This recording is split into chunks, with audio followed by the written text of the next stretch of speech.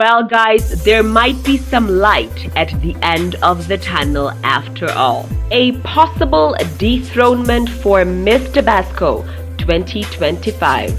In a recent interview, Philippine millionaire and businessman Shavit Singson expressed interest in acquiring the Miss Universe organization. He stated that he has been in talks with former Miss Universe President Paula Shugart, as well as former officials who will visit the Philippines next month in January of 2026.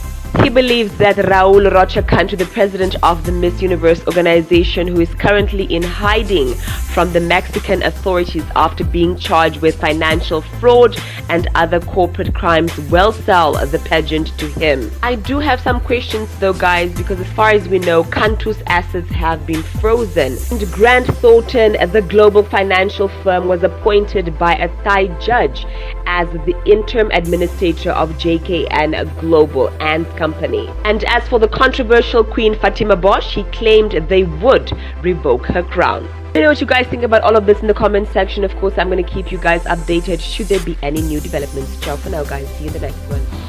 So yun ang balita, mga kapolitika, na kung saan ay kalat na dito sa mundo ng social media. Finally, ay bibilin na ng isang business tycoon na si Chavit Singson ang Miss Universe dahil sa nangyari dito sa beauty contest nila sa 2024 na edisyon sa bansang Thailand.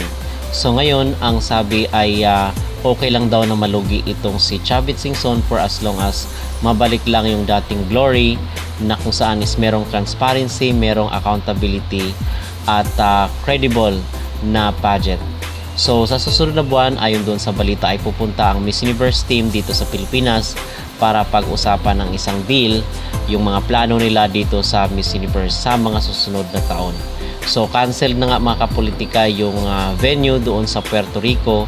Ang sabi ay sa Mexico daw gaganapin ang susunod na Miss Universe. However, I believe na kung mabili na ni Chavit Singson ang stocks ng Miss Universe, ay baka sa ibang bansa gaganapin, or else baka dito nga sa Pilipinas gaganapin ang Miss Universe, dahil ang sabi ni Chavit ay ipopromote daw ang tourism ng Pilipinas. Kahit okay lang daw kahit hindi siya kikita, as long as ma-promote lang daw ang Pilipinas doon sa international community, yung ating turismo. So most probably, mga kapolitika, ang 2026 na edisyon ay dito po sa Pilipinas. Okay, just in case talagang magkaroon na ng selyado yung deal ng Miss Universe at itong si Chavit Singson. So sa kabilang panig naman ay nangangamba ngayon ang mga Mexican Latinos na baka daw ma-dethrone itong si Fatima Bosch dahil iba na yung may-ari at ito yung pinapangambahan nila. Okay, so sabi dito sa isang post sa page nila, ang kanilang impression sa pagbili ni Chavit ng Miss Universe ay to destroy Fatima daw. They promise to destroy Fatima Bosch. Filipino tycoon Chavit Singson, who is interested in acquiring Miss Universe and who also promises to bring Paula Shugart back, declares to the Philippine media, "If I acquire the Miss Universe organization, everything would start from scratch. This means that no woman would hold the title of Miss Universe, which would be declared vacant. Paula Shugart would return as president, along with my daughter, Rachel Singson Michael," Chavit Singson stated. The Filipino Chavit Singson is in conversation with those in charge of selling the shares of Miss Universe in Thailand, and in turn with former high-level Miss Universe employees as IMG and Trump, with the goal reorganizing the company that Raul Rocha destroyed. The Filipino is looking clean up the organization. It is also rumored that if negotiation is achieved, he could be repealing the 74th edition of Miss Universe and restructuring the entire organization. Miss Universe organization would also move its headquarters to New York City, where the pageant was founded and managed during its years. Rachel Singson Michael would assume the position of Director of Operation, overseeing daily operations and international coordination, while Chavit Singson would fill the position of Chief Executive Officer, focusing on strategic direction, governance, and global partnerships. According to the statement, the current owners, JKN Global Group, and its management would be willing to sell organization amid ongoing personal and legal disputes, which have negatively impacted the brand's global reputation and commercial. She explained that this move would mark the beginning of a new era for the Miss Universe organization, based on transparency, credibility, and institutional reform. While the latest title winner would continue to be honored and officially recognized as Miss Universe, she would not receive a salary or have a traditional reign. Consequently, there would be no crown transfer ceremony, as the Miss Universe title would remain vacant. Similarly, the runner-up would not rise the title Miss Universe. So yun mga kapolitika, yung balita na baka ma-dethrone itong si Fatima Bush, yung mga usap-usapan dito sa mundo ng social media dahil i-restructure daw, linisin daw ni Chavit Singson yung Miss Universe na kung saan ay niyurakan at sinira ni Jack Rautatip at itong si Raul Rucha. So hindi ko alam kung ano, pero nangangamba ngayon si itong mga Mexican dito kay Fatima Bush, kasi isang malaking kahiyan ito pag ma-dethrone siya at talagang iiyak ang lahat ng mga Mexican dito dahil kita naman yung support nila kay Fatima, yung kailang kabayan na kung saan ay umapaw nga yung tao doon sa sa stadium dahil hindi nakasya yung mga tao doon sa loob. So imagine kung yung kabayan nila na sinuportahan nila ay ma-dethrone lang.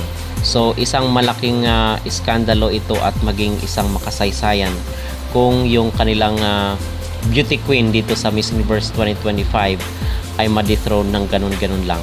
So anything is possible, ika nga, at yun ang ating abangan sa mga susunod na kabanata. Pero ang sabi dito ay talagang interesado na itong si Chavit Singson, at sabi pa nga niya, even malugi siya ay okay lang daw, baka basta mabalik lang yung dating glory ng Miss Universe. So ibig sabihin mga kapolitika ay willing siya na maglabas ng sandamukal na salapi para ma-acquire itong Miss Universe dahil nga sa public clamor at sa panawagan ng mga Pinoy.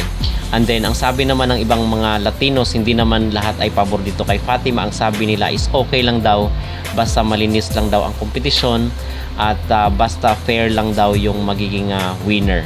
So yun ang sabi ng ibang mga Latinos, aside dito of course ang mga Mexican na diehard supporter ni Fatima Bush. So yun yung mga balita, at so tayo naman kung ma-dethrone itong si Fatima Bush, tayo ba is agree? Well mga kapolitika, kasi nga hindi pa mamatay-matay yung issue, sa tingin ko para magkaroon ng justice yung 74th edition ng Miss Universe, yung Miss Universe 2025, sa tingin ko ay dapat na i-vacant yung position. Okay, regardless, kasi hanggang ngayon ay marami ang hindi makamove on. Hindi lang mga Pinoy ang nagrereklamo, even yung mga taga-ibang bansa, di ba? Kita naman dito sa social media na para daw magkaroon ng hustisya yung mga sumali doon sa 74th ay kinakailangan na i-declared na walang winner. So tayo is hindi rin tayo agree na i-inherit ng mga runner-up yung posisyon na yon para naman maging patas, kasi baka sabihin na ipapasa ito kay Atisa, kaya siguro binili ng isang Pinoy ang Miss Universe para bigyang daan at paboran yung ating kandidata or ating manok na si Atisa Manalo. So hindi natin gusto yun mga kapolitika. Kung talagang gusto natin ng patas ay i-declared na void yung Miss Universe 74th edition na ginanap dito sa Bangkok sa Thailand. Okay? So yun ang aking mag-opinion at ang aking maging reaksyon. Kasi kahit pa siguro sabihin natin na deserve si Atisa, pero sa mata ng international community ay kaya binili dahil para sa kanyang kababayan na isang Pilipina na si Atisa Manalo. Anak ko rin para kay Atisa is para bigyan din ng dangal at itaas yung level ng dignity, ay hindi niya rin dapat tanggapin ang corona ng 74th, not unless is magkaroon ng isang panibagong competition. Okay yun mga kapolitika, pero yung ipapasa lang ay hindi po tayo pabor. Okay? So mga kapolitika, ano po ang inyong mag-reaction dito sa isang balita, pangamba ng mga Mexican Latinos na pwede daw ma-dethrone itong si Fatima Bush, which is usap-usapan na dito sa mundo ng social media. At kayo po ba ay pabor na i-void, i-dethrone at i-vacant yung Miss Universe 2025?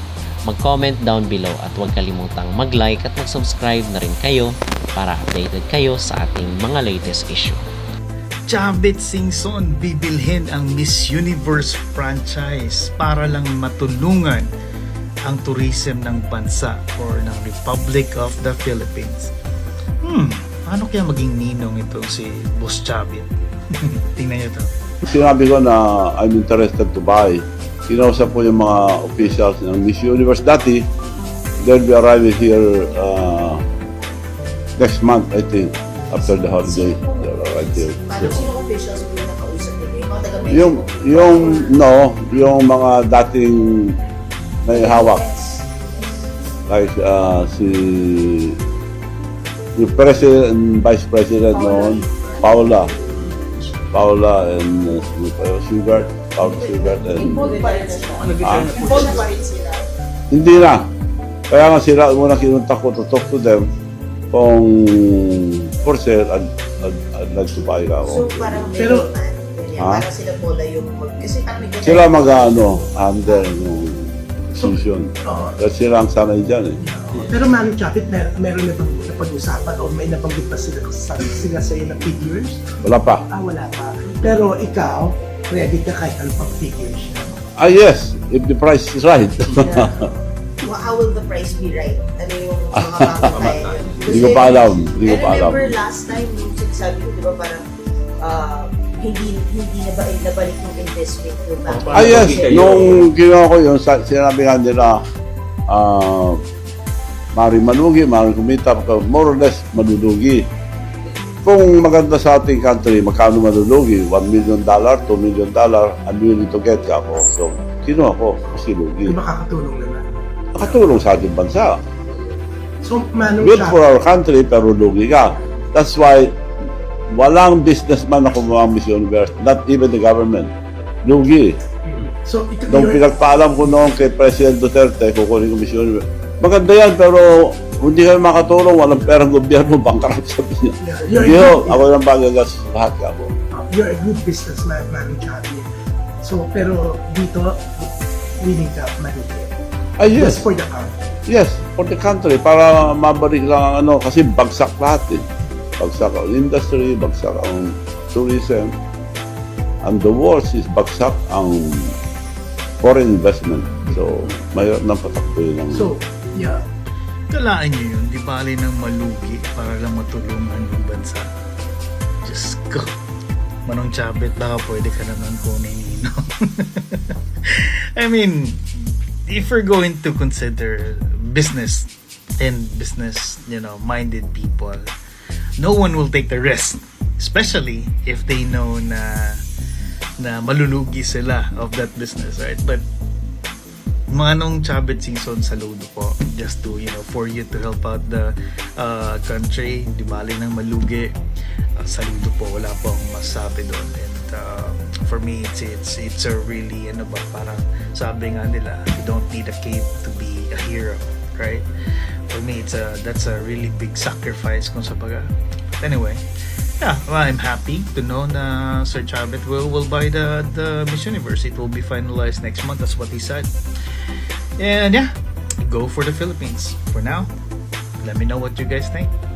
Cheers. Bye.